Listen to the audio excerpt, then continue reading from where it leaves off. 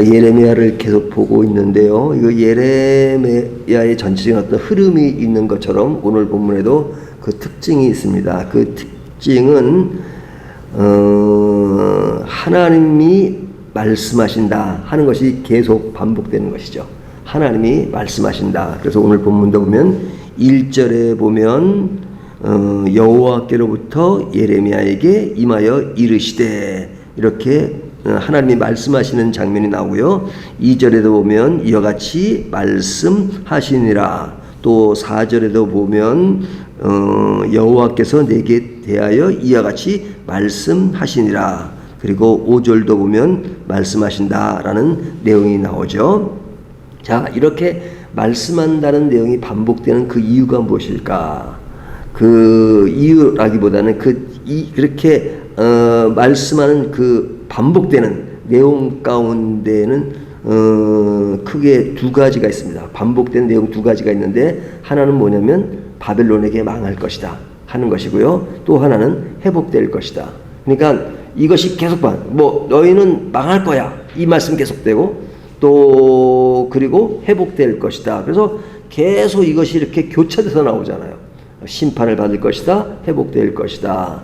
그러면 이 이야기가 계속 반복되는 이유가 무엇일까?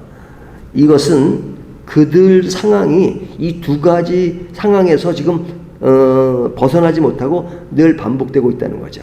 반복되는 그 일상사가 뭐냐?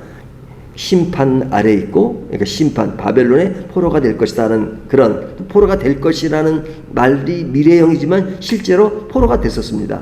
그러니까 바벨론을 그 전부터 오랫동안 주둔하면서 이미 데려갔고 굉장히 그런 고통 가운데 있는 겁니다. 그러니까 왕들이 있지만 사실은 그 왕들도 다 그 바벨론의 꼭두각시 역할을 할 수밖에 없는 그런 상황입니다. 그러니까 그런 상황에 어떤 그 나라가 처한 모습, 그렇지만 그 모습에서 벗어나서 회복될 것이라고 하는 그 이야기, 그 이야기는 그 당시 상황만 아니라 오늘날 우리들에게도 이 두 가지 상황이 늘 존재하고 있는 거죠. 우리들의 상황이 항상 위기, 어려움, 고통, 괴로움이 있지만 그러나 그 고통이 계속 유지되는 것이 아니라 또 회복될 것이다 라고 우리에게 또 늘 격려를 하고 있잖아요. 그러니까 인간이 산다는 것은 이 두 가지를 외면하고 살 수 없는 겁니다. 이 두 가지가 우리가 태어나서 죽을 때까지 늘 반복되는 상황이기 때문에 이 이야기는 그냥 한 번으로 끝나는 것이나 반복되고 또 계속되고 우리의 인생살이가 이것만 있으면 지루하다 생각하지만 지루하고 말것도 없고 이 상황들이 너무 힘들기 때문에 계속 반복되면서 또 좀 넘어졌다 일어섰다 그러면 또 일어나고 하여튼 등등 이런 것이 계속 반복됩니다. 그러니까 이스라엘에 당했던 그 모습이지만 그 이야기는 그 나라뿐 아니라 모든 인간에게 늘 반복되는 그런 이야기입니다. 그러니까 이런 인생의 반복되는 가운데서 지금 하나님의 말씀은 계속되고 있다라는 것이죠. 이런 상황 속에서 하나님이 이르시되라고 하는 것은 늘 우리들의 상황 속에 하나님이 말씀하고 계신다 하는 것이죠. 그렇기 때문에 우리들은 이 두 가지 여건 속에서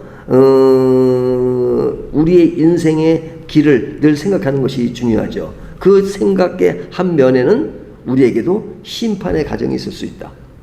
심판의 가정이 있을 수 있다. 그것이 우리들이 의식하든 의식하지 않든 그런 모습이 있다는 것을 지금 생각하도록 만드는 거죠. 자, 그러면 이 당시의 상황을 보면 시드기야 왕이 지금 통치하던 시대잖아요. 이 시드기야 왕은 유다의 마지막 왕입니다. 예, 유다의 마지막 왕으로 이 사람이 이제 바벨론에게 끌려가게 되죠. 끌려가게 되고 이제 완전히 유다는 바벨론의 포로가 되어서 이제 그의 역사들은 사실은 이스라엘 안에서 역사는 이렇게 끊기는 건 아니지만 거의 이렇게 침묵의 시간이 흐르는 것을 볼 수 있죠. 그런데 이 시드기야 왕이 마지막 왕이 될 수밖에 없는 것은 그 시대상이 그럴 수밖에 없는 모습이었단 말이죠. 자, 그런데 이 시드기야 왕 주변에는 어떤 데들이 있었느냐? 해결을 촉구하는, 해결을 요구하는 메시지들이 많았습니다. 그러니까 지금도 시드기야 때 얘기니까 계속해서 말씀이 반복되는 것은 조금 전에 이야기한 것처럼 회개하라 하는 것, 또 너희는 포로가 될 것이다, 또 회복이 될 것이다 하는 말씀이 반복되는데, 그 반복되는 이야기의 중심에는 누가 있었냐면 예레미야 선지자가 있었던 거예요. 예레미야. 그러니까 예레미야 선지자랑 시드기야는 사이가 좋지 않았습니다. 사이가 좋지 않았지만 왕으로서는 그런 위기 상황 가운데 하나님의 말씀을 전달해 줄 수 있는 선지자가 있다는 것은 너무너무 좋은 조건인 거죠. 어려운 상황 속에서도. 하지만 시드기야는 그것을 받아들이지 않습니다. 근데 재밌는 거는 시드기야 왕이 자기에게 안 좋은 소리를 하니까 예레미야 선지자를 감옥에 넣잖아요. 감옥에 넣어요. 그러니까 그 감옥이라는 것이 왕 궁전 안에 있는 그 감옥이니까 항상 시드기야 왕은 예레미야와 가까이 있는 겁니다. 가까이. 그럼 가까이 있게끔 만든 것이 누구냐? 시드기야 왕이에요. 그럼 시드기야 왕이 좋아서 그랬느냐? 안 좋아서 그를 끌어들였지만 가까이 있는 겁니다. 그러니까 이런 것이 참 재미가 있어요. 가까이 있음으로써 예레미야 선지자는 시드기야 왕에게 하나님이 이르신다는 말씀을 가까이 전할 수 있는 여건이 되고 있는 것이죠. 근데 불행하게도 그런 가까이 있음에도 불구하고 그가 듣지 않아요. 듣지 않아요. 그러니까 이런 것들을 보면 상당히 재미가 있죠. 내가 감옥으로 잡아들였는데 그 감옥에 잡아들인 이유는 그의 말씀을 가깝게 들을 수 있는 기회다. 그러니까 시드기야 왕은 잘했다. 뭐 이렇게 말할 수는 없죠. 엉뚱한 사람들이 이런 얘기를 해요. 가룟 유다는 예수님을 배반했지만 그 일로 예수님이 십자가에 못 박혀 죽었으니까 가룟 유다는 십자가를 못 박게 만든 그런 원인이 되고, 그리고 그 이로 많은 사람이 구원을 받았으니까 가룟 유다는 괜찮은 사람이야 라고 어떤 신학자도 그렇게 말하는 사람들이 있어요. 근데 가룟 유다가 그런 문맥에서 뭐 십자가와 연결 안 되는 건 아니지만 실제로 가룟 유다의 죄는 죄인 거죠. 그리고 그 죄는 용서받을 수 없는 죄예요, 사실. 그러니까 시드기야 왕은 예레미야 선지자를 감옥에 넣은 것은 잘못된 일이죠. 그래서는 안 되는 것이고, 하지만 감옥에 있음으로 인해서 말씀을 가까이 들을 수 있는 기회는 된 것이죠. 그러니까 그래서 시드기야가 잘한 것이 아니라 시드기야의 잘못은 잘못이지만 그런 가운데서도 하나님의 역사는 진행되고 그런 어떤 악한 그리고 모습 속에서도 하나님은 그에게 말씀을 전할 수 있는 기회를 만드시고 있다라는 그런 아이러니한 그런 상황들이 벌어지는 것을 볼 수 있죠. 그런데 이 하나님의 심판에는 그 심판의 메시지가 많잖아요. 심판의 메시지에는 조금 전에도 말씀드린 것처럼 회복을 암시하는 말들이 계속 나와요. 계속 나와요. 그래서 오늘 본문에도 보면 시드기야 왕에 대해서 뭐라고 이야기하냐면 4절을 보면요. 그러나 유다의 시드기야 왕이요 여호와의 말씀을 들으라.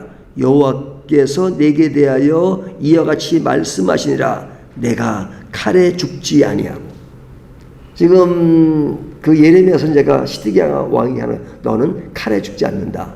그때는 뭐 칼에 죽을 수밖에 없는 그런 상황이었잖아요. 그리고 5절을 보면 평안히 죽을 것이며 사람이 너보다 먼저 있은 내 조상들 곧 선왕들에게 분향하던 것 같이 내게 분향하며 너를 위하여 애통하기를 슬프다 주여 하리니 이는 내가 말하였습니다. 여호와의 말씀이니라. 여호와의 말씀 가운데 너는 평안히 죽을 것이다. 칼에 죽지 않을 것이다. 그리고 백성들이 너의 죽음을 애통해하며 그리고 슬퍼할 것이다. 라는 이 말은 뭡니까? 지금 시드기야는 완전히 그 선지자의 말을 듣지 않고 하나님의 말씀을 듣지 않음에도 불구하고 그에게 심판이 주어지는 것이 있지만 그런 가운데서도 너는 칼에 죽지 않는다, 평안히 죽는다, 사람들이 너를 위해서 애통한다는 그런 말이 전달되는 것은 그런 두 가지 상황이 교차되는 거죠. 하나님은 심판하세요. 하지만 그 심판 가운데 회복을 말씀하시는 거죠. 그러니까 심판의 상황이 우리에게 있을 때 어떤 자세를 취하는가 하는 것도 굉장히 중요한 요소라고 할 수 있죠. 하나님의 메시지가 반복되는 것은 또 다른 한편으로 보면 하나님의 말씀, 또 하나님이 침묵하지 않으신다는 거죠. 침묵하지 않는다는 건 그냥 내버려 두는 거잖아요. 침묵하신다면. 침묵하면 이미 끝장이 난 겁니다. 하지만 침묵하지 않는다는 것은 관심을 계속 가지고 있는 것이죠. 가장 비참한 것은 하나님의 메시지가 우리에게 심판의 메시지이기 때문에, 또 내가 원하지 않는 그런 말씀이 나오기 때문에 불행한 것이 아니라 하나님의 말씀이 중단된 것이 가장 불행한 것입니다. 하나님의 말씀이 중단된 것. 그래서 로마서에 보면 이방인의 죄를 다룰 때 내버려 두사 하는 말씀이 나오잖아요. 그것처럼 불행한 일은 없죠. 너희가 하나님을 안 믿고 살아? 그러면 내버려 둘 것이야. 그런다면 굉장히 이것은 강한 어조의 하나님의 무관심을 얘기하는 것이니까 그 무관심처럼 두려운 것은 없죠. 그런데 하나님은 침묵하지 않으십니다. 그리고 그들에게 회복의 메시지를 보이십니다. 그리고 항상 여지를 남겨두시잖아요. 오늘 본문에도 보면 6절에 선지자 예레미야가 이 모든 말씀을 예루살렘에서 유다의 시드기야 왕에게 아뢰니라. 그때 왕의 군대가, 바벨론의 왕의 군대가 예루살렘과 유다에 남은 모든 성읍들을 쳤으니 곧 라기스와 아세가라 유다의 견고한 성읍 중에 이것들만 남았습니다. 그러니까 남은 이야기를 하잖아요. 그러니까 구약에서 남았다라는 이야기는 굉장히 큰 의미를 담고 있는 신학적 용어인데, 여기도 보면 남았다라는 말이 있잖아요. 하나님이 바벨론을 통해서 그들에게 다 침략을 당하고 하지만 남겨둔 무엇이 있다는 것에는 하나님이 여전히 관심을 가지고 언젠가 회복이 되겠다는 암시잖아요. 그렇다면 하나님은 그 암시를 언제 하느냐? 가장 위급한 상황 속에서 이런 메시지를 계속 전하는 이유는 뭐냐면 하나님의 원래 마음은 심판하고 싶지 않다는 거죠. 너희를 심판하고 싶지 않다. 근데 너희가 심판을 받고 있어. 그럼 받을 때 받아. 하지만 그 받는 이유가 무엇인지를 알라.